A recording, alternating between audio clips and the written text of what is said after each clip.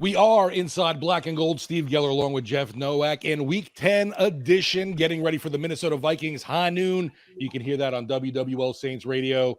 Got a ton to get into in this episode, breaking down more of the Vikings and get a little also of an injury update. I know it's a kind of a different schedule we've been going through this week. And the usual didn't get put out yesterday, but a pretty healthy team, Jeff, going into this matchup to Minnesota, which is obviously a huge positive. Yeah, so our schedule is a little different with the home game because we were able to do the post game, and we did the episode on Wednesday. So today we're just going to kind of go through a little like what we're looking at from an injury report perspective, and it's nothing significant. And I think that's, I said this earlier in the season, and I think it's still relevant. Is man. We gave this training staff and the medical team and all of this a lot of grief over the last several years because the injury rate has just been way too dang high. It seems like the injury report every week has 10 plus names on it. And you're constantly looking, it's like, wow, what are we going to do without this guy? What are you going to do without this guy? There was a game, I can't remember, maybe the 49ers game, where the Saints started without Paulson Debo or Marshawn Lattimore, right? Like it was just week after week after week, someone else. Well, this week, you look at the Saints injury report, no illnesses. Seems like they've kicked that, fingers crossed. No more poop explosions coming out of the locker room. No, that was kind of gross, but yeah. Like that's basically what's been happening. Through. And I wouldn't know that unless Alvin told us directly. So there you go. But yeah, so you look at the injury report. You're talking two players with injuries that are bummers, and you expect them to miss a bit of time, right? Two rookies, which is what makes it a bummer because this is the point in the season that you'd like to see rookies continue to get worked in. You don't, especially Isaiah Foskey, the defensive end, who, again, we talked about this in the beginning of the week. The pass rush has been an issue. Containing mobile quarterbacks has been an issue. And I've pointed to this for the last couple of years. Team speed on defense is an issue. And one of the reasons that you brought Isaiah Foskey in, and one of the reasons I still like him as a prospect, is he's very athletic. He's a guy who can run around out there and chase some people down. And I was thinking, okay, you don't make a trade at the deadline. It's kind of projecting that, okay, you're going to get Isaiah Foskey more involved. Well, dealing with a quad injury right now. So it doesn't seem to be significant, but I don't expect him to be out there this week. And who knows, maybe, you have a bye coming up. So you're not going to push anything that might be lingering, knowing that you have the extra time off. So I don't expect to see him out there. And then running back Kendre Miller went down with an ankle sprain. And it's like, again, it's a bummer because, the play he went down on with an ankle sprain was a 31-yard catch and run, right? Like that's not what you want. But you do have Alvin Kamara and Jamal Williams and Taysom Hill. So, if that's the player you're without, you're in decent shape. Right? If you're looking around and you're saying there's positions we can't afford to be down bodies, running back is not one of them. Beyond that, you have Jimmy Graham still getting his rest, which, at what point do you just stop giving Jimmy Graham rest days?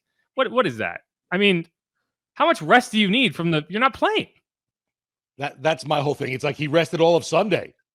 Yeah. Like, what are you resting from? It's a whole odd situation. I think that's a big, huge mystery right now. We need Lee Zurich or someone to delve inside. What's the deal with Jimmy Graham? I don't know right now. Is he like a player coach right now? Like, what is happening? I don't understand it. He was limited, right? So I don't know if I mentioned with rest. Yeah, he's limited with he's rest. I don't get it. Ryan Ramczyk also got rest. That's usual, right? He's playing, right? And he's been healthy. So yeah. So the other three names on this list all were full participants. So Ty Summers for sure. Yeah, Ty Summers, linebacker. He was listed with a concussion last week. He is not this week, so that's a good indicator that he has cleared that protocol. So he should be back out there. I don't know. He's a special teams contributor. It wasn't a big deal that he wasn't out there. No offense, but that's not a huge impact in terms of what you need to do on defense. And then Demario Davis, he got in his first full practice since that knee injury. So he hasn't missed any games. But he has been limited in practice since that injury against, I think it was the Texans. So that's a good sign that, that injury is kind of run its course and you're kind of back to all world Demario. That's a good thing. The only other name that's worth talking about is Adam Prentice, who had his return window opened today. The fullback, he's been on injured reserve. He went on injured reserve after the Week 5 win over the Patriots. So he can now return. He was a full participant in practice. I don't know whether you want him back. And I mean, that's probably mean to say, but like what Bing has brought, right? Kind of. Yeah, I mean, are you going to have to cut boost. somebody? Right, like in order to bring Adam back, you're going to have to cut somebody on the roster that you want to keep. I don't know. So yeah, I think they do like having a fullback, but I wouldn't be surprised if you bring Adam Prentice back and then waive him immediately and then throw him to the practice squad, because you could still elevate him in games if you needed him. And from a compensation standpoint, I don't think it's that much different. Corey Littleton, interestingly enough, that was wild, right? Got signed back to the Texans, which is kind of bizarre, because it's like, why did they waive him if they were going to sign him back? I don't know, but Corey Littleton's no longer around, so I think the Saints are going to be in the market for just another linebacker body. So maybe we'll see that. One guy who you could look at is Jason Pierre-Paul, which the reports are that he is willing to sign to the practice squad of a playoff contender. And when I tweeted that, hey, the Saints might be interested there, because Jason Pierre-Paul, while he played, the last several years of his career on a 3-4 defense as an outside linebacker, his best seasons came with the Giants as a 4-3 defensive end. So he can do that. He can get to the quarterback. He can play the run. He's got long arms, 8 fingers, 7.5 maybe. The poster child for don't mess around with fireworks. Yeah. He and David Njoku are gonna have PSAs about okay, guys, this is dangerous. Don't do this. Leave it to the pros. Yeah, pros at that, not pros at football. Yeah. But no, it's funny because when I tweeted that, they were like, "Oh, he wants to go to a playoff contender," and I was like, "That's literally what the Saints are." Right? Like, you're going to try to sit there and you can tell me a lot of things. You can complain about a lot of things, but pretending that this team doesn't have a chance to make the playoffs is nonsense. I mean, they're good. I mean, I'm not going to say they're going to make the playoffs, but feels likely right now. Like if you're a player who's looking around trying to find a spot where you can make an impact, they need you. And you can expect to get on the field as the season goes on. The Saints would make a lot of sense. And I don't know if he's looking for a higher end playoff contender, like maybe the 49ers or, the Chiefs, right? Like there's options on the table where you could say they are Super Bowl contenders, but playoff contender is very much the Saints right now. So I don't know. I think you probably are still in the market for some depth at the defensive end position. And so that's something to keep in mind. No, I definitely agree, especially, with the pass rush that has struggled. Maybe someone like Pierre-Paul could infuse a little, I don't know, a boost there somehow. But the team's sack numbers really amazingly down this year, considering how high the turnover numbers have gotten. Yeah. Yeah. And I mean, I think Robert Saleh said this week, and I agree with him in kind of principle of we get way too worked up about sack numbers. Sacks really you can completely affect a play and not get a sack, and it's still a good play. If all you're looking at for a defensive end is how many sacks they have, it's the difference between 6 and 10. It's are you saying that the guy who got 6 is garbage and the guy who got 10? So it's you made 4 impact plays throughout a season, and that's the balance of your work, and that's the only thing we're looking at. It just doesn't make a ton of sense. You can get 4 sacks in a game. You could have a 3-game stretch where you get 8 sacks, and then a 14-game stretch where you get 0. You finish the season with 8 sacks, and people are well, you had a good season, right? So that's the why it's a lot harder to evaluate a defensive end than that number alone. That said, yes, you want sacks. Sacks are impactful. Pressures too. We need. I mean, we'll take that too. Yeah, and just win rate, right? How many times have you beaten the guy in front of you is a question. Right. Are you playing? And it's what technique are you playing, right? Are you containing? Are you playing a Lamar Jackson and you're just trying to keep him in the pocket because you're not going to get sacks there? You're doing your job anyway. So I don't know. That's a different rant for a different day. Let's just kind of go through the Vikings real quick, and so they have a much longer injury report, and that's the thing. Again, right? A lot of these teams you're facing have significant injury reports, and you can say that whatever, the Saints are just getting lucky. But every year you look around the NFL and you know what a common denominator is with a lot of teams that make the playoffs? They didn't have those crazy injuries. They didn't lose their starting quarterback to an injury. They have their starting running back. They have their elite playmakers. They have their defensive ends, right? They have their starters, and they aren't playing their fifth string cornerback at safety, right? Like that's usually a common theme among teams that make it to the end of the season playing well. And the Saints are in that right now, so they're not going to apologize for that. That said, the Vikings, so you're talking about Jaron Hall, who's the quarterback. He's in the concussion protocol, so I don't expect him to be active this week. Obviously, Josh Dobbs, who kind of came in midway through the game. And, the Falcons, like you could talk about the Saints defense not playing well and whatever. They at least woke up and finished that game like an elite defense should against a rookie quarterback that has no business going out there and winning. The Falcons did not. Yeah. And like there's a point where you can say, yeah, so he's a quarterback you weren't prepared for, so you might catch you off guard with some things. But in the fourth quarter, you have to have figured him out and win. And the Falcons didn't. So like you're talking about, Dennis Allen and the defense and the offense and like Arthur Smith, that seat's got to be getting pretty hot. Because like you were going into a game against Jaron Hall. You ended that game against Josh Dobbs. And you lost. Yeah. At home. That was in Atlanta, right? I'd have to double check, but I think you're right. I think Let me it was. see real quick. It was in Atlanta. Okay. It's like, yeah, you can't lose that game and expect to be a playoff game. Like that's the difference between 4-5 and 5-4 right now. No, it's Falcons. You think Saints fans are frustrated. Falcons fans, you got Bijan, Kyle Pitts, Drake London, all these weapons, and you're not even using them. I would love to play the audio of Arthur Smith answering a question about why Bijan Robinson is not used so bad in the red zone. I can't because we don't have enough time. Because his answer was 6 minutes long, and he said nothing. Nothing, right? Nothing. He just said, like, well, sometimes you do this, sometimes you do that. Sometimes if you get 50% or you get 70%, we always want to score, but we don't always score. So sometimes you don't score. Oh, my God. That is the answer of a crazy person. No, I definitely think like you're right. He's on the hot seat. And then, man, you got to start wondering about our boy Terry Fontenot over there, what's going to happen with him. It'll be interesting to see how things shake out with the ATL.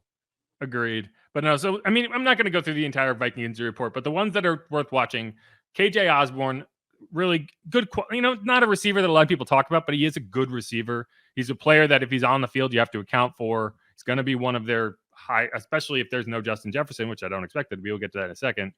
He's a guy who, you expect to make some plays and you need to account for. So he's dealing with a groin injury. He didn't practice to start the week, so he'll be one to watch. Another one is Jalen Naylor. Returned from IR this week. He could potentially play. He's dealing with a hamstring injury. And the other one is Justin Jefferson, also return. I say return from IR. His practice window opened. And I think most people kind of have the structure of this figured out by now. But so you have to be out for 4 weeks. Go ahead. I think when most people saw that, though, no, they panicked. It was like, oh, my God, he returned to practice.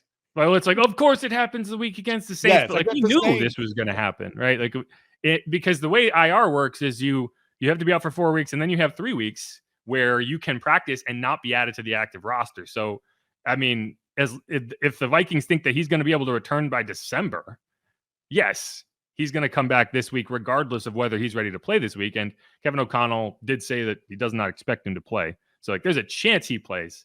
But I would not look at that and say like, okay, well, we need to be super prepared for Justin Jefferson because even if he does play, I doubt he's going to be particularly effective with all that time out and, dealing with a hamstring injury. Like a hamstring injury isn't something you want to mess with when you're in the position the Vikings are in, particularly because if you're the Vikings, you're looking at this like, man, we just went for. It's like when the Saints lost Drew Brees and won all of the games with Teddy, right? And it's like, well, we don't need to rush Drew back because we're in way better position than we ever thought we would be. So let's just figure it out. And I think he came back against the Cardinals in week 8 or whatever. Like with Justin, it's like you're 5-4. You won all 4 games without him. Why would you feel like you need to rush him back right now?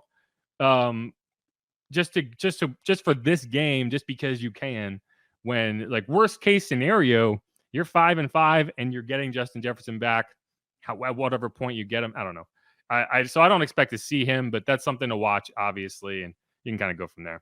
Yeah, I thought, Schefter tweeted out the comments from Coach O'Connell. It was, I think it'd be aggressive to think that Jefferson could play this week. Yeah, I agree with that. But that's really all I have on the injury reports. One other thing that I was arguing with people on the internet about today, there was a list of like mid-season picks to win the end of season awards. So like offensive player of the year, defensive player of the year, blah, blah, blah. But the one that kind of stands out to me is comeback player of the year. And, it's like I guess we all decided as a media core, as a fan, as a league, that Damar Hamlin was going to win it. Yeah. It just gets it. Right. But like you look at it, it's like, okay, like I get it. And I'm not taking anything away from his story. Like his story is great. Sure. He's played 18 snaps in one game this year. Is that enough to win? Like in the history of this award, it's like, okay, you went through adversity, and then you came back, and it's like, I don't even need him to play well, but I think that he should at least have to play.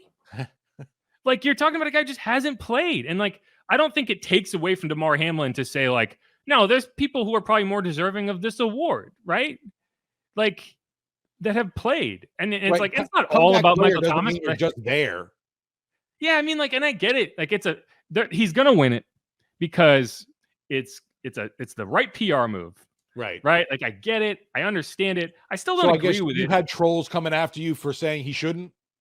Well, and people are like, oh, he literally died. And I'm like, I know, but but he's still not doing anything right now. He's not playing. He's not playing. Like what? Like I don't think it's a controversial take to be like you should have to play to win like you should have to play in the season to win a season award because there's money involved there. There's like I just like and the annoying thing. So like someone came to me and was like, well, who would you have win it? And I'd be like, it doesn't matter. The conversation isn't even worth having because if you're already saying with 18 snaps played, he's the winner, then it's over. Just give it to him now.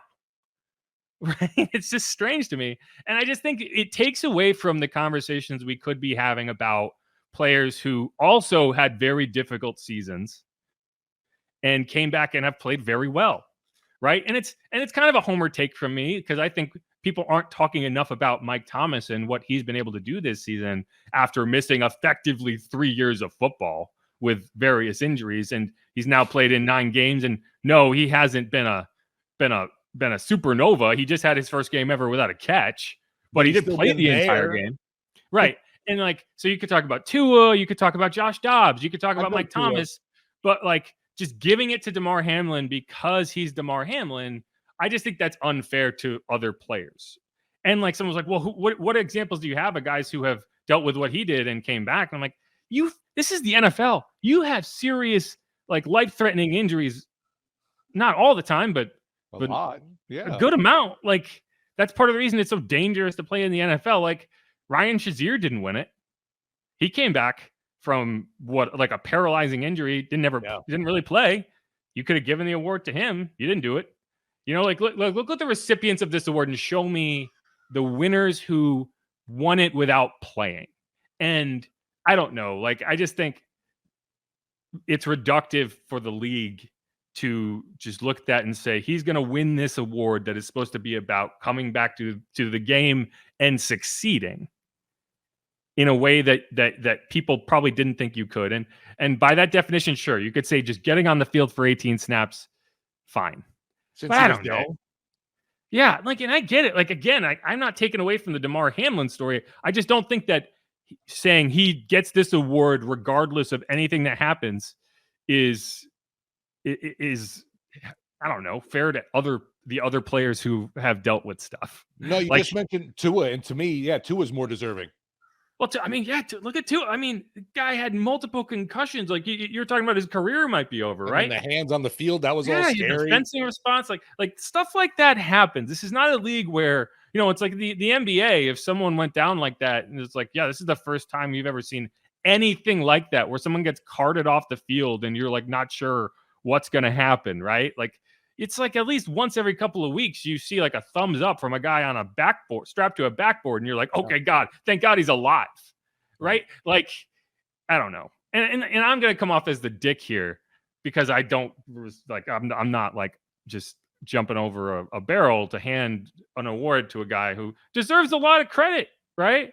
I just think it's mid-season and we're saying he's played 18 snaps and it's his. I disagree with that personally. I'm with you, actually. I don't think that's fair at all. Like I said, when you mention a few names, and yeah, to me, right now, if I had to, I'm giving it to Tua. It's just like I get there's no like actual criteria that requires playtime, but I mean, look at the history of this award. Look at the history of the people who've won this award, and tell me that this is not a weird hill to be on. That literally just getting back onto the sideline is all it. That's true. Well, actually, then for the Saints, why don't we throw Jimmy Graham into the mix? Yeah, he's spent all offseason cycling and he's back. I don't know. Like I just think it. Like I said, people should be talking more about people like guys like Michael Thomas and Tua, and that's to me that's what makes that award so great. Is it highlights players who, it overcame adversity and it kind of balances like, okay, yeah, this was really impressive, but this was more impressive. And I just think by saying that it's his award, regardless of anything that happens around him, which saying it's his with 18 snaps played in 9 games is doing that, it just erases the discussion about other players who have come back and done really impressive things. This is a question too. Do you feel like Buffalo might be like, man, we can't even cut this guy. We'd get killed if we released him. 1,000%. Not even a question. Yeah. Yeah. No, they can't cut him. They can't put him on the practice squad. Are you kidding me?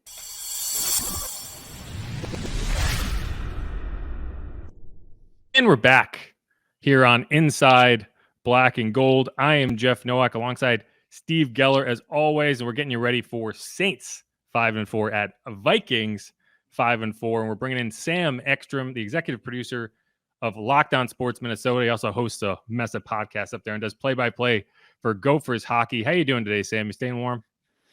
Doing well, yeah. We're having a nice little fall here in Minnesota. I heard that you might be coming to the game on Sunday. You're going to enjoy some of our beautiful fall weather. So excited to see you and hope you have a good trip. But yeah, we're doing well here. Yeah, it's funny, and I know you're close with the Gophers program, which one of my favorite mascots, by the way, is the Golden Gophers. It's just great. But so I heard Jordan Howden talking in the locker room yesterday, and he was getting asked like, "Oh, are you excited to go back? It's going to be cold." And he was like, "You don't even know. We played outside." And I do think that's like wild that they like the Vikings play indoors, so it's like, yeah, okay, it's freezing cold, but you don't really deal with it. You deal with it on the way to the stadium and on the way out.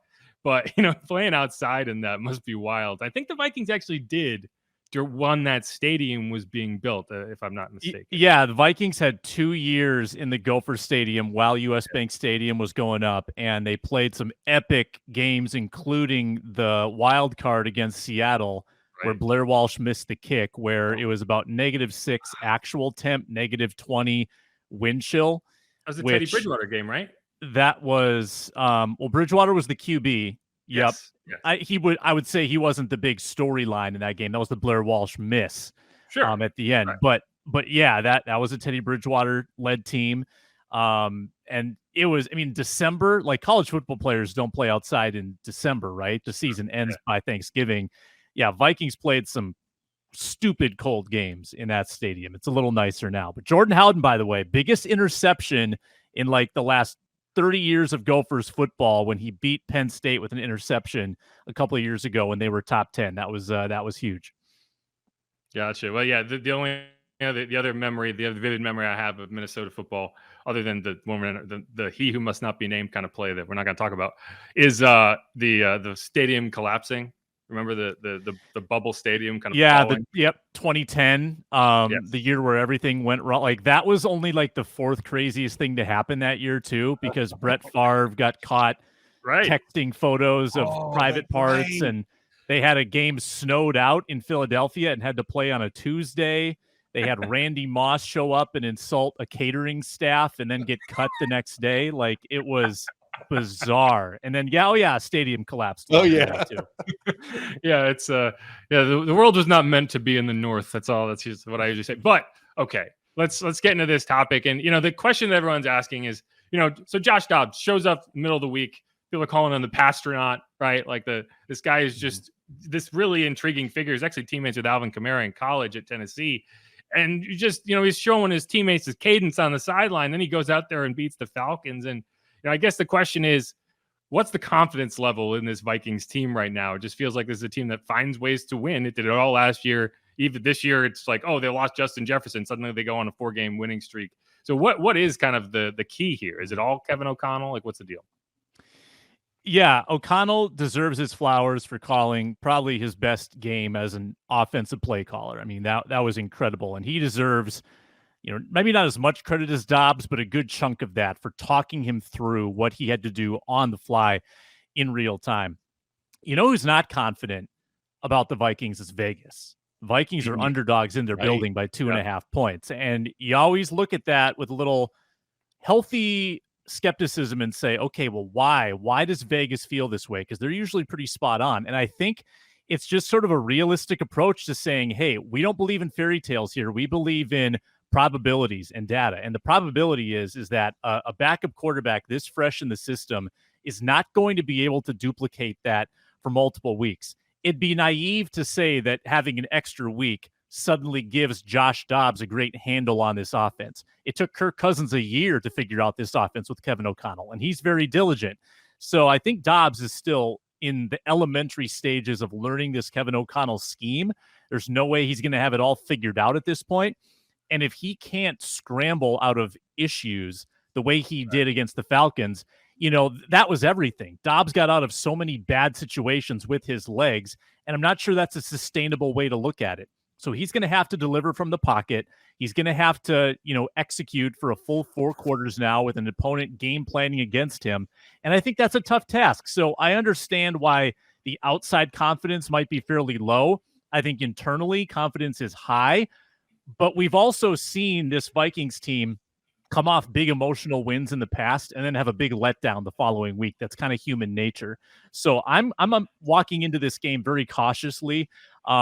I think that when you have such a high like you did against Atlanta, it's just natural that you have some regression coming off of that.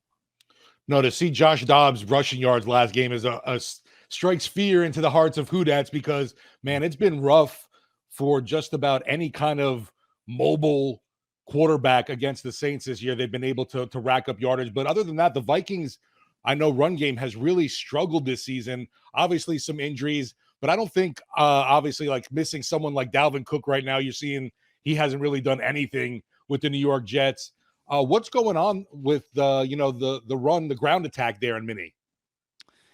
Boy, I wish I could tell you. Josh Dobbs had the longest run of any Viking this season last week. They did not have a run of 20 or more yards. I knew, and everyone knew, I think, that they were probably downgrading their talent going from Cook to Madison or sort of a timeshare there at running back. And I guess, like you said, Cook hasn't been great in New York either. So they made the right decision there. And they figured that, okay, we're going to go cheap here. We're going to try to churn through running backs. We're not going to be that reliant on the run anyway. But it has been really bad at times. I think 2 weeks ago, they were 2 yards per carry on the ground. And last week, I thought they were just going to go run, pass the entire game and just punt every time. That's the way it looked early against the Falcons. Alexander Madison has never been explosive. He struggled a little bit with his vision this season, missing holes, missing cutback lanes. They tried Ty Chandler as his backup, and for whatever reason, the coaching staff hasn't really trusted him to get a bigger role. They trade for Cam Akers. He showed some flashes and then tore his Achilles last week. So probably back to Ty Chandler now to try to shake something up because Alexander Madison he's durable. He can be okay in short yardage. He's not going to explode for you. And this offensive line is maybe the most mystifying to me because they were mostly drafted with the intention of being good run blockers by the previous regime. And now in this mid-zone run scheme that they execute, haven't been good run blockers. So I don't know exactly why that drop-off has occurred in this scheme, but it's been a problem. And if you can't run the ball with a backup quarterback, he's not going to be able to get out of 3rd and 10s all day. So you're going to have to be more efficient there. Yeah, so one thing that I think Saints fans are, they feel like, oh man, it's always us, is like, okay, Justin Jefferson had his practice window open this week. We talked about that a little earlier in the podcast, but it's, to me, it's like, yeah, he was always going to come back this week in terms of practice. The question is whether he plays, and it sounds like, yeah, it's on the side of unlikely in terms of whether he gets on the field this week. But so beyond him, obviously KJ Osborne's also dealing with an injury. I think I can't recall what it is, but Concussion. Jordan Addison, yes, concussion, right? And Jordan Addison is kind of this guy who was a top pick, right? The Vikings have, maybe, I don't want to say reach for him, but it's like you kind of look, it's like, okay, man, they added a Jordan Addison to an offense with Justin Jefferson. It seems like, how many number ones can you have? But it's worked out because Justin missed time, and Jordan seems like he hasn't missed a beat. 41 catches, 534 yards, and 7 touchdowns, which is pretty crazy just in terms of any wide receiver to have 7 touchdowns through 9 weeks. What makes him so difficult to cover in this offense? Yeah, if you watch Jordan Addison get a free release, it's like his first step, he's already at full speed. He's got some of the craziest foot talent that I've seen. If you watch him in the drills, like throughout training camp or in practice where they're doing sort of like the high knees or the quick feet drills, he's moving at a different speed than everybody else. So he's got sort of this like really good tight area movement. And he plays bigger than his size. So he's only about 5'9", 5'10", right? But he catches everything in his catch radius and beyond. He doesn't play like a small receiver. He plays like a big receiver. He's very comfortable taking on that contact at the catch point. Good contested catch guy. So even though he's small in stature, he's proven to be, so far, pretty durable this season after dealing with some preseason injury issues. Crazy fast. I mean, his separation is the secret sauce. That's why they drafted him. They believed in him from day one. They thought he could be a starter. They needed to replace Adam Thielen. And it didn't take long for Jordan Addison to separate himself above KJ Osborne. Like, I mean, he became the number 2 to Jefferson in about a month and a half. And now with Jefferson out, I think Addison's pretty clearly the number 1. I doubt Osborne plays.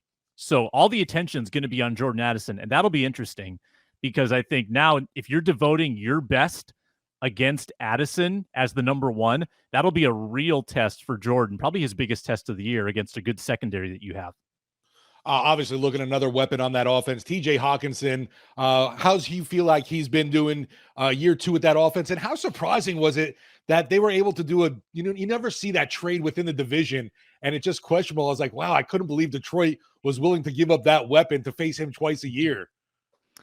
Yeah, I think Detroit was just, giving us, they were throwing us a bone because we traded them the pick that they used to get Jamison Williams. So they said, we'll give one back to you. Here's TJ Hawkinson. It's funny because remember Detroit started off, I think 1-7 last year. They were going nowhere. Dan Campbell was on the hot seat. They trade Hawkinson. They traded these assets and then they got red hot. And now in retrospect, I got to believe Detroit would like to have Hawkinson back, knowing what they know now, that they're a division-leading team, and they've won like 13 of their last 15 regular season games. That trade looks bad for them, I think, in retrospect. But Hawkinson stepped in here kind of Dobbs-like, honestly. In his very first week with the team last year, he had a virtuoso performance, barely knowing the playbook, and he's just kept it right on going. People got a little upset with him earlier this year, had some drop issues. He had a ball hit off his hands in the end zone that cost them the game against the Chargers in week 3. But he is the safety net. He is the sort of that comfortable underneath option that Dobbs can find, even if he doesn't, know some of the routes developing downfield. TJ Hawkinson's going to be right there. He does a lot of chipping at the line.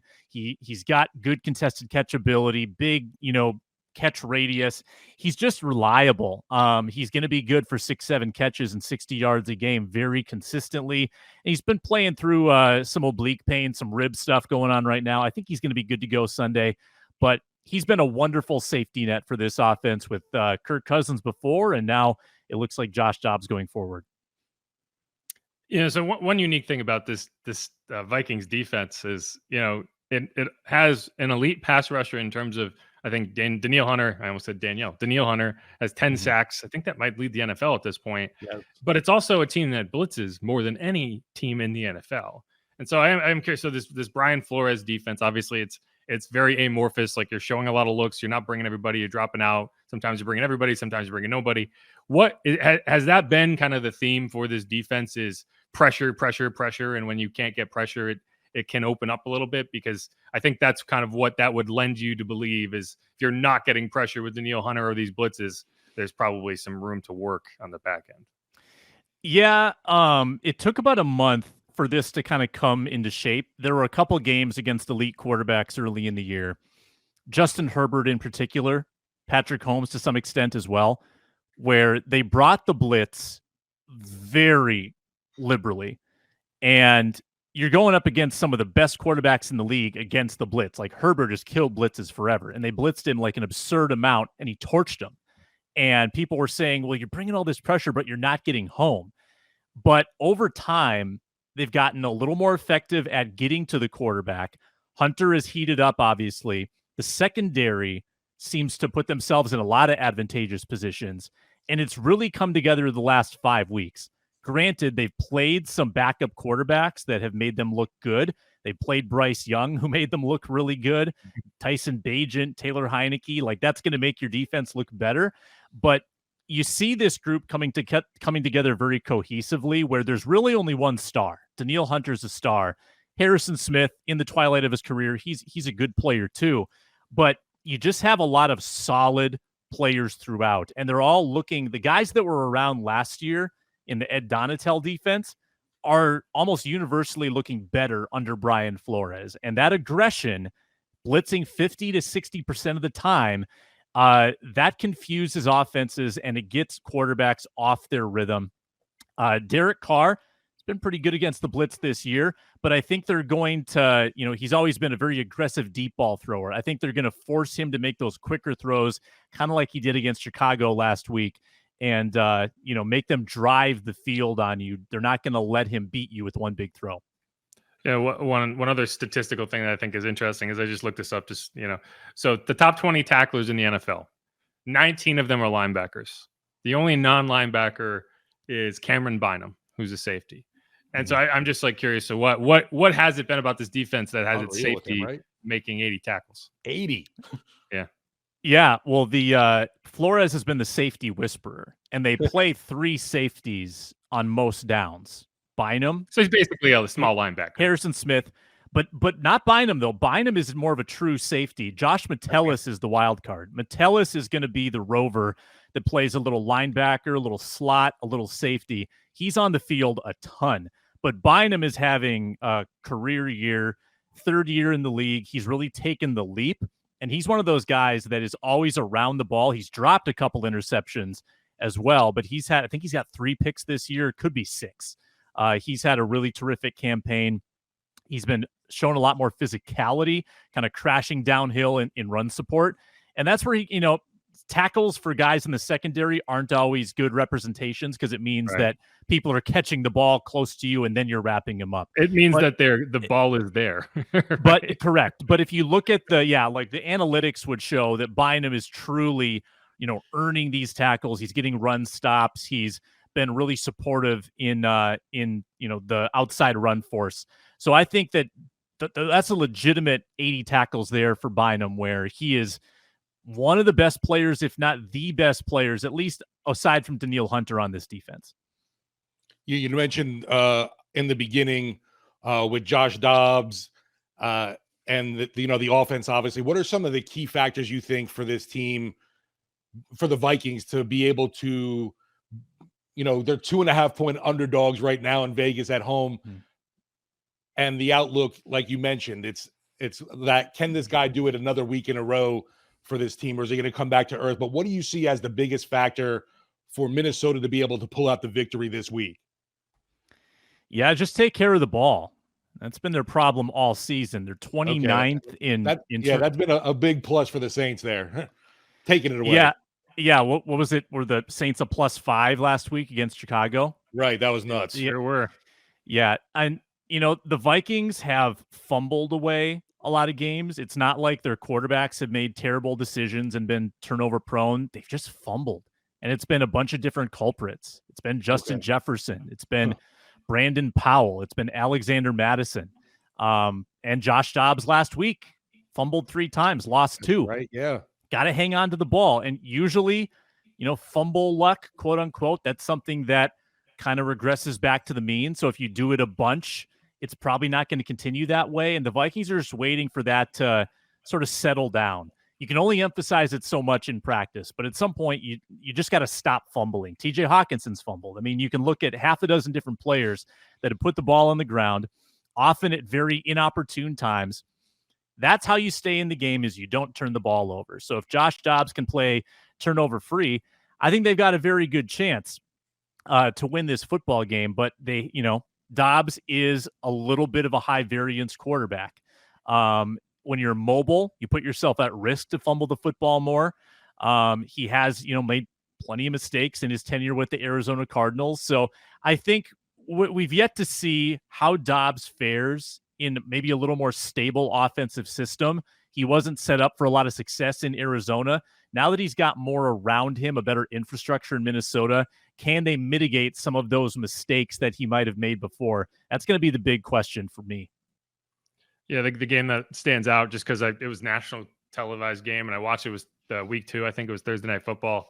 I think they had 4 fumbles lost in that game. And like Kirk Cousins, 4 touchdowns, no interceptions, but 4 fumbles lost and 4 different players. So I think that goes back to what you're talking about. Like mistake-prone football will lose you a lot of games regardless of how well you are playing. But we're talking to Sam Ekstrom, host of several podcasts, but executive producer of Locked On Minnesota. He also calls a lot of Gophers hockey games. Check him out on Twitter at Sam Ekstrom, EKSTROM.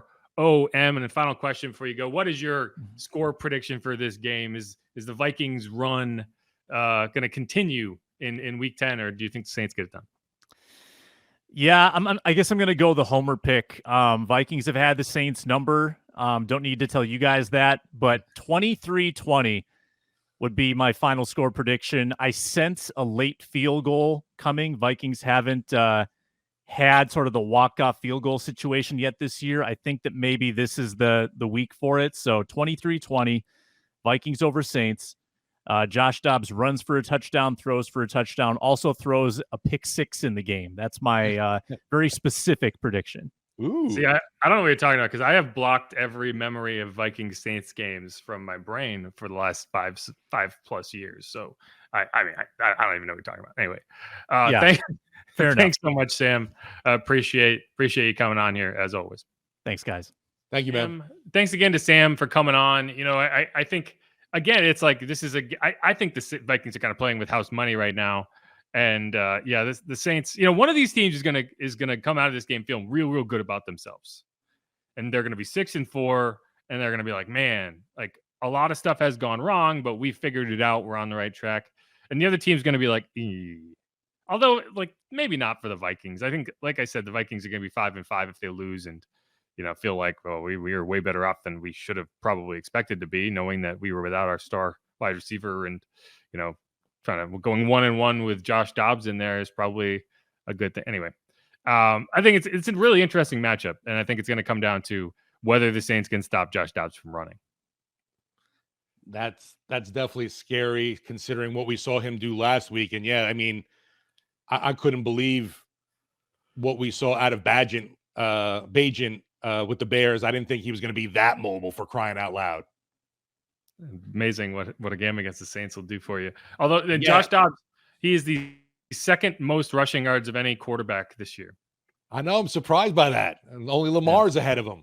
I mean, Justin Fields would probably be ahead of him if he didn't get hurt, right? So there's something there. But either way, like that's not an accident, So that's something that he does well and something that the Saints don't defend well, and that's not a good combination. But All right, let's wrap up that segment. We're going to come back. We're going to get into a little bit more of these pressure stats because I think they're really interesting.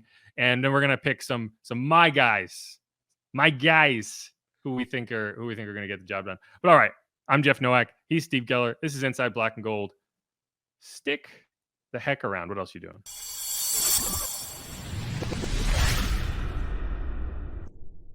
And we're back on Inside Black and Gold, getting y'all ready for week 10. It's already week 10. Man, this season's flying by.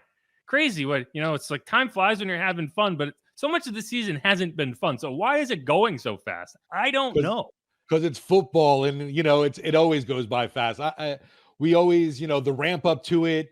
You're excited about training camp. Training camp's here. Oh, man, I just want to get to the preseason. You get to the preseason, you're like, forget this. Give me real football. And then real football comes. And now it's like, oh, no, I don't want it to end. Yeah, I mean, we're halfway through the season. Like, this season's flying by. And, I guess, like, maybe it's because we haven't had a bye week yet. And it's like, it kind of feels like a sprint and then the bye. And then, but I do think, like, week 11 bye is perfect. Like, yeah, it is pretty money. Because, afterwards, you look at how things are set up, obviously, with the division. And, every game, it's like, bam, bam, bam. It's going to be a hell of a ride. Yeah, like the final. Yeah, so you've had, 2 division games? So you'd have a game against the Panthers, game against the Bucs. So 6 of your final, 8 games are division games? Is that right? It's wild, right? That can't be right. That's not right. So, no, I'm sorry. 4 of your final 10 games. No, man, I suck at math. So you're 9 games played right now, which means there are 8 left. So 4 of your final 8 games are division games. I take that back. 4 after the bye. 4 of your final 7 games are division games. We got there eventually, right? Yeah, we got there. Yeah, we went to college and stuff. Sort of, right? But all right. So this segment, I want to get into one thing that we talked about a decent bit with Sam in the last segment, but the numbers are really kind of startling when you see them, which is the Vikings blitz at a rate that is kind of remarkable when you look at it. I mean, the Vikings blitz on 51.3% of their defensive snaps. That is crazy. The next highest team is the Giants at 43.1. So they are significantly higher than the Giants. Yeah. But even that number, it makes it seem like that's a more reasonable figure than it is. The 10th highest blitzing team in the NFL is the Panthers. So 10th, top 10. That's like toward the top, right? You are top third of the NFL in terms of percentage of blitzes sent per game, 28.8%. So the Vikings are nearly double that as the number 1 team in the NFL. And that's a Brian Flores thing. Like, that's not unusual for his defenses, but it is something that the Saints, I think that's going to be the biggest factor of this game, is how do you handle those extra rushers? Can you pick them up? Can Derek Carr identify them? Because I think getting the ball out hot has been something that he has not done particularly well. He didn't do it well against the Jags, at least. There were some very critical moments in that game. And so he was asked about handling that pressure this week. Only the same look and dropping out of it. They do. They try, blow you to sleep with something, and then they hit you with something. He's such a good coach. He really is. He's a great coach. I've always had so much respect for him from afar. Obviously, going against him, and he always makes it difficult on quarterbacks. And you watch the tape. Some really good teams having some problems, and so for us, we got to be so locked in on our details and our rules and on our game plan. So that we can go out there and try and have a successful day against him, because it's tough. He's done a great job, for a long time against really good offenses. So we got our work cut out for us. So, did anyone ask Derek what's up with the sleeves? I did, actually. Okay, what did he say? So it's funny because he hasn't worn sleeves at any of these, but last week it was really cold and he went out there sleeveless and he was like shivering the whole time. And then this week it was actually like 80 degrees and he was wearing the jacket. And I asked him, because I was like, are you just getting ready for Minnesota? What are you doing? He's like, I expected it to be cold again. I'm like, well, you're learning about New Orleans in real time. Yeah. Welcome to Louisiana, baby. Yeah, because it was legit like 80, 85 degrees yesterday. Like, it was not sweatshirt That's why weather. I was struck by that. I was like, what's he doing? Yeah, I was like, where are his arms? What happened? But yeah, anyway, it's funny that you guys said that because I had the same question. But no, so I think how Derek handles that, how the blocking schemes, how the running backs, how they pick up pressure is going to be a major factor in this game because, if you end up with multiple plays where Derek, gets a blindside blitz and doesn't see it, no one picks it up and he gets the ball knocked out, fumble, those are game changing type plays. And that's what, when you're a blitzing defense, that's what you're trying to do. And the Giants are like that too, but I think the Giants are doing that because they don't have enough talent on the defense. I think the Vikings actually do have talent on this defense. And so you're kind of making that calculation of, we're not going to get home on every play. And you're leaving openings when you blitz and you don't get home. And you can get hit for big plays. You can get hit down the field. But they're gambling on, okay, we're going to play a shell defense. We're going to force you to go underneath. We're going to come up and make the tackle. And we're going to blitz you relentlessly. And you might get some yardage. You might work your way downfield. Eventually, we're going to get home because all we need is one. All we need is one game-changing, drive-changing type sack. And then we win that possession. Right. And so, I think it's one of those things where it's like, if you have a good quarterback and it's like Steph Curry, right, in the NBA. Steph Curry wants you to double team him because when you double team him, he already knows where he's going with the ball. Right. And so you can double team Steph. He's sending it over there for a wide open three. He's sending it inside for a layup. Right. So that's what good quarterbacks do. That's what Tom Brady has always been able to do. It's why you don't blitz Tom Brady you didn't blitz Tom Brady because you would send a blitz at him and it would end up hurting you more than it hurt him because he already knew where you were coming from and he knew where he was going before you even started to come at him.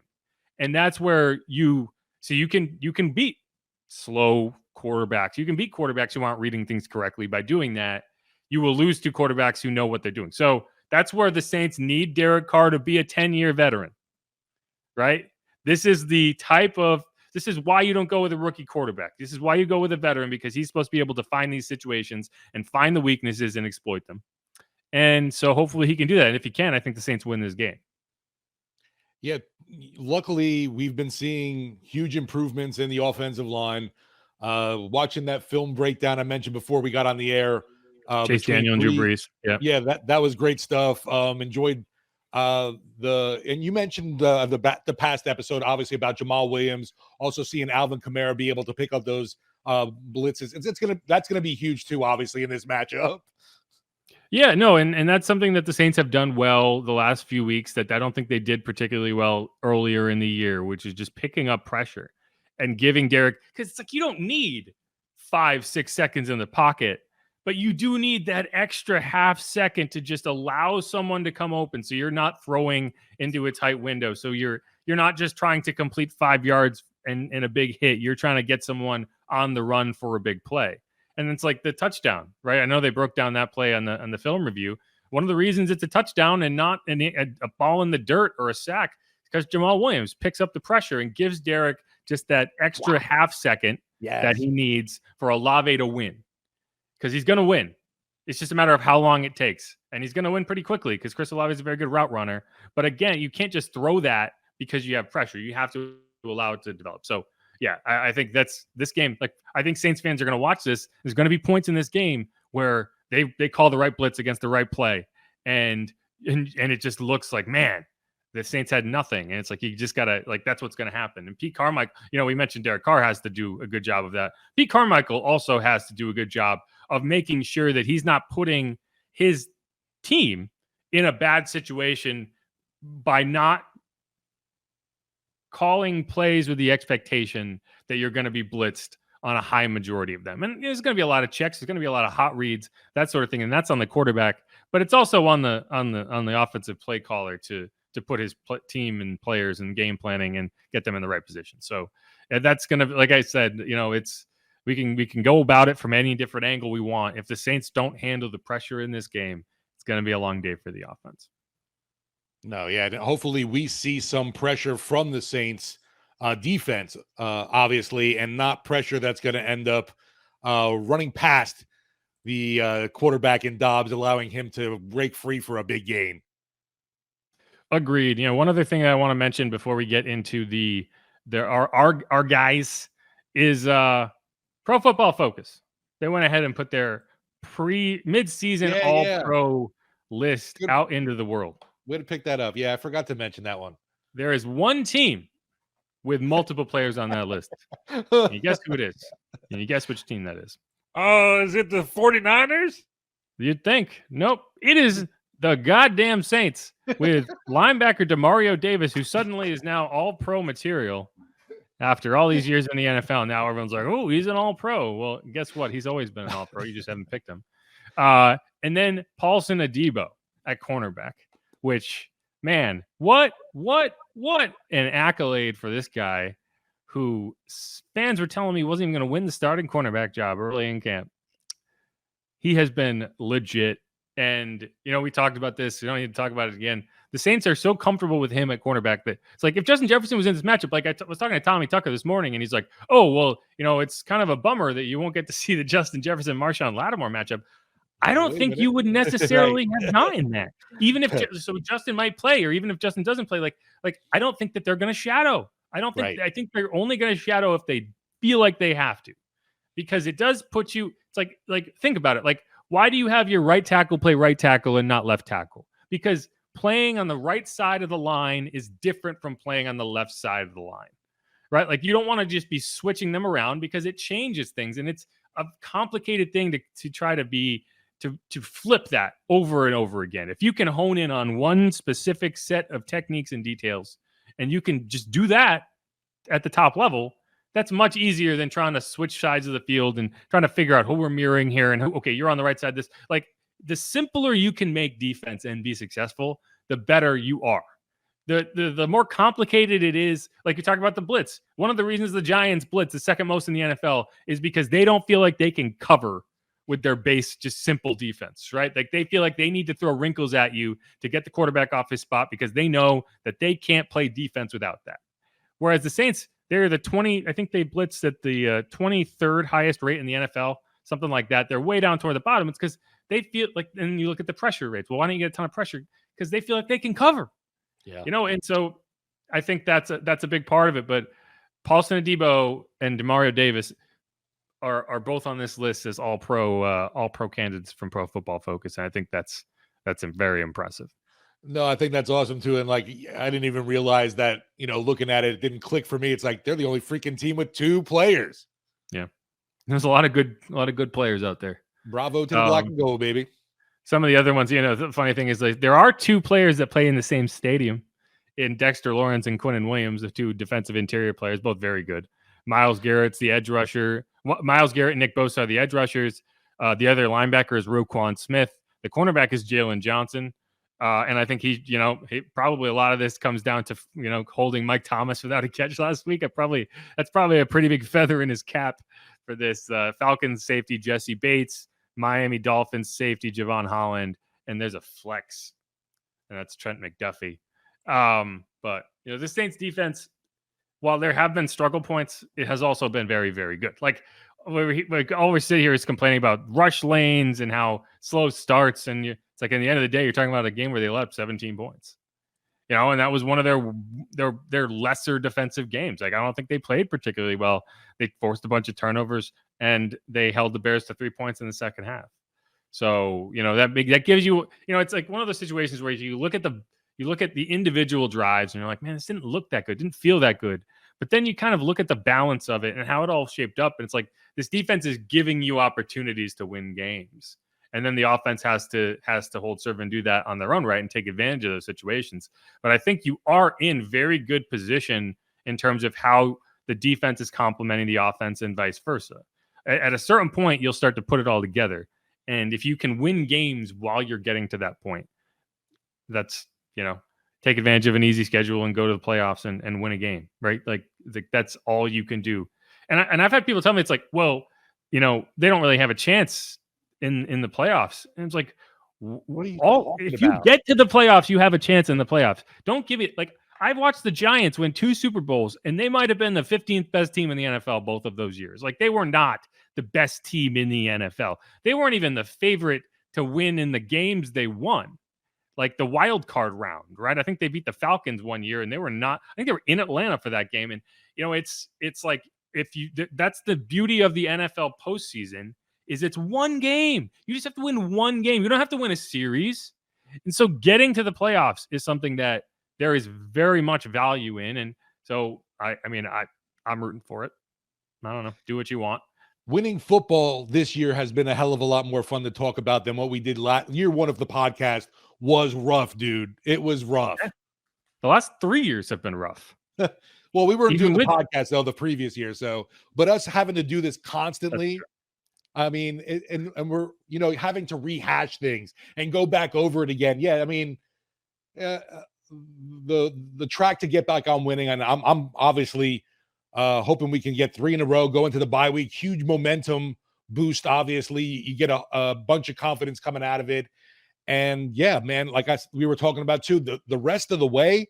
Man, that's some nitty-gritty football. We're getting ready for some serious shit, and I'm glad it's something that we're not going, oh, woe is me. If the Saints can do that, if they can't. We're on top of the division right now. Now to maintain and continue to build. To stack wins. We stack it, baby. To be the we suck again team, right? Oh, man, we suck again. But all right, let's close this out with our my guys. Our my guys. Let's start on defense. Who's your guy? Who's your guy this week? Who are you looking at on the Saints defense that you want to see step up and have a big game?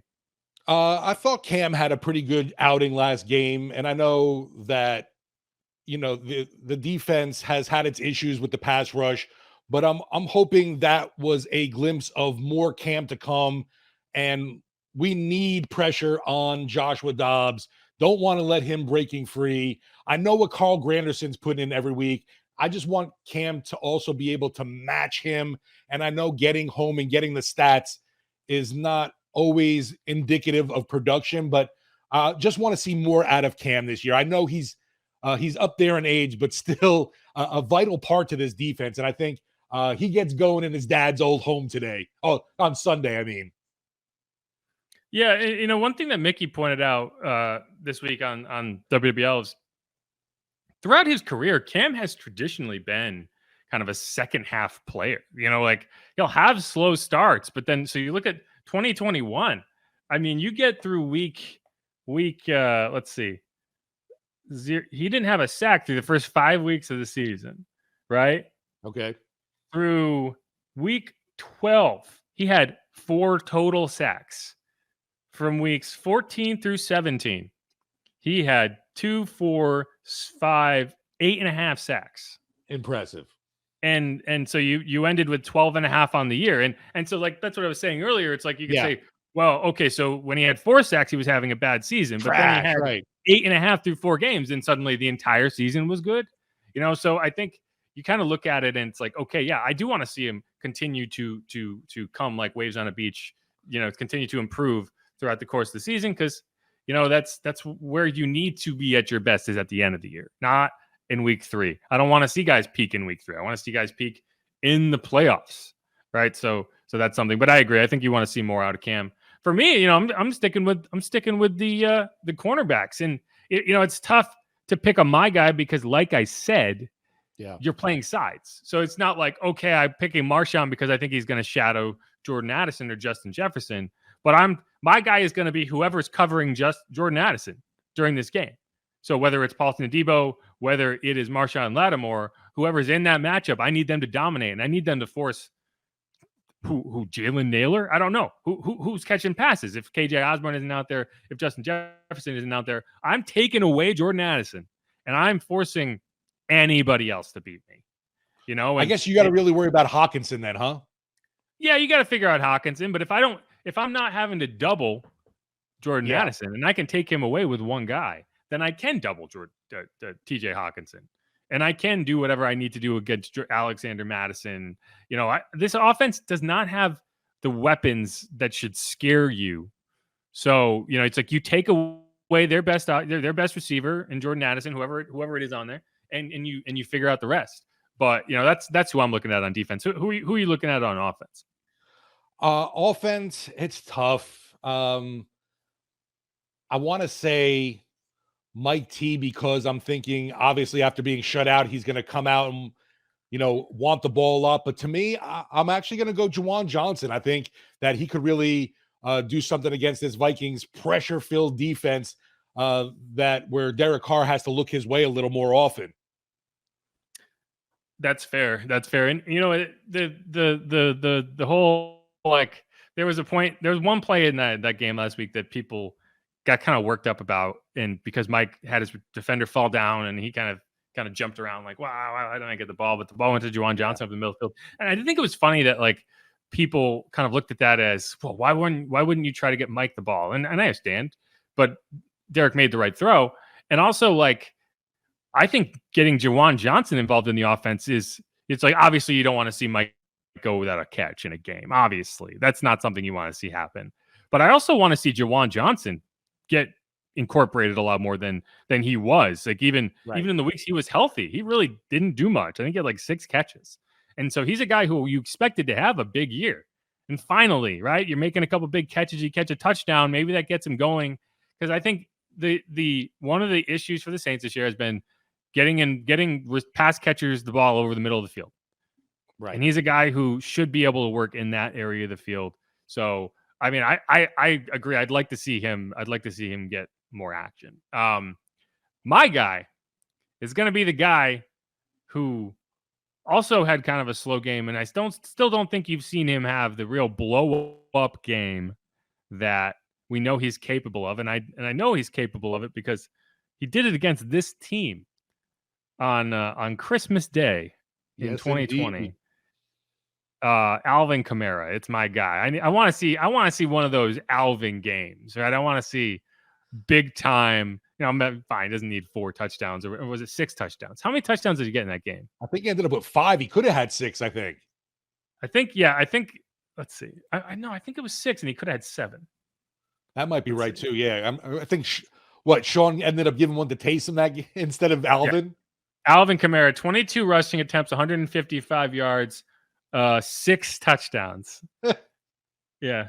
And then receiving, he also had 3 catches for 17 yards. That was with those awesome Christmas cleats. That was awesome. Yes. And he could have had 7. The NFL record was 6. He tied it, which, like, yeah, but that record was like 88 years old. So it's like you're not even playing. You're playing with leather helmets at that point, right? I mean, they might have not even been wearing helmets at that point. Either way, he gave one of those touchdowns to Taysom, which is like, what are you doing, Sean? Why? What are you trying to prove here? Anyway. It's about the team, not one person. Yeah, it's just like, so. It's just odd, but yeah, I'd like to see. I don't need 6 touchdowns from Alvin, right? But I would like to see 150-yard total offense game. I would like to see multiple touchdowns. I'd like to see it just be a game where he's unguardable. You can't stop him. And, like, sure, maybe in the second half they bracket him and they take him away. But, like, probably, a more reasonable thing would be the Seahawks game in 2021 when he had 100 yards receiving in the first half and a touchdown. And then in the second half, the Seahawks had to basically triple team him and take him away. And that opened up things for other people. So that's what I want to see. He's my guy. I want to see an Alvin Kamara game. I want to see it start early and end late. He's my guy. I like that, man, because we've seen, I feel, obviously flashes of the greatness that Alvin is, but yeah, he hasn't gone full Matrix this season yet. Right. I think this is going to be the time. I think it's going to be one of those, okay, we're going up to Minnesota and they think they got it figured out, and we're going to show them exactly what they don't have figured out. Skull this. Yeah, you're going to blitz. We're going to run by you. Because that is how you beat the blitz, right? Like, I think people think, like, oh, the only way to beat the blitz is to throw it over them. It's like, no, you can run it by them. They get themselves out of position, and then all of a sudden there's a hole, and you can get big runs against the blitz, right? Because they have to play a shell in the back end. Anyway, so that's it. Anything else you want to add before we get out of here? No, man. Looking forward to hearing from you in Minnesota. Out of the years that I got to do sideline, it was definitely one of my favorite venues. I think it's at the stadium's awesome. When did you go to Minnesota? My first season, and it was actually a primetime Monday night game on my birthday too. The Saints ended up winning. That was the PJ Williams pick 6 games. So this is 2018, yeah. 2018. Okay. Yeah. 30-20. I remember that game. Yeah. Yeah. There you go. I think that's the game too. I'm not positive, but I'm pretty sure Davenport hurt his thumb in that game, or pinky, and I think that's the one that ended up eventually getting amputated. Wasn't it like a Halloween game? Yeah, my birthday's October 28th, so basically. Yeah. Well, because I remember that game because I think I went to Voodoo Fest, which doesn't even really exist anymore because of COVID. Thanks, COVID. But I remember that because that's That's always a shame that was because Halloween week. I used to love going to that. Obviously, It's a good one. Anyway, good stuff. Yeah, I'm looking forward to it. I'm gonna have to. I need to the last time I should have brought a coat. I forgot a coat. lots So this of time purple, lots of purple, and a lot of Prince fans. So it's not so bad. This time I need to bring a coat. Yes, I cannot afford to forget my coat because it's weird though because I can't wear the type of coat I need to wear up there to the airport here. You know, thankfully, you're not going to be outdoors. Thank God it is a dome, so you don't have to worry about game time freezing your rear off. Yeah. Oh, tired Jeff. Yeah, that's me. All right. Inside Black and Gold, baby. I'm Jeff Nowak. He's Steve Geller. Heave ho, 3 in a row. Let's go. That was loud. I'm sorry. Dog's just looking at me. You want to say hi? Okay, come here. Come say hi. Come say hi. Come on. Bailey on the podcast. Always our best guest. Come on. Oh, so good. Hello. Don't be shy. I'm a dog. Oh, that puppers. I smell. All right. I'm Jeff Nowak. He's Steve Geller. You can follow me on Twitter at Jeff_Nowak. You can follow him at Steve Geller WWL. You can follow the show at Saints_pod. And as always, you can check out the latest news, notes, and analysis on WWL.com. You can follow Steve every day at WWL AM 870 FM 105.3 and the Audacy app. And yes, pregame coverage starts at 8 a.m. Runs till 1 a.m. So it's a long day. I'll be on the sidelines as always. Who that? Go Saints. Whoa with the 1 a.m. stuff. Is it not true? No, we go to 6 p.m. 6 p.m. I'm sorry. You're killing me. Oh, you're right. That's like the night games. It goes to 1 a.m. Right. I'm like, whoa. Steve's gonna be out there till 1 a.m. I'm telling you. I'm gonna. Yes, just taking your calls. Yeah, he's just gonna be sitting there. It's like, okay, just calling up Steve.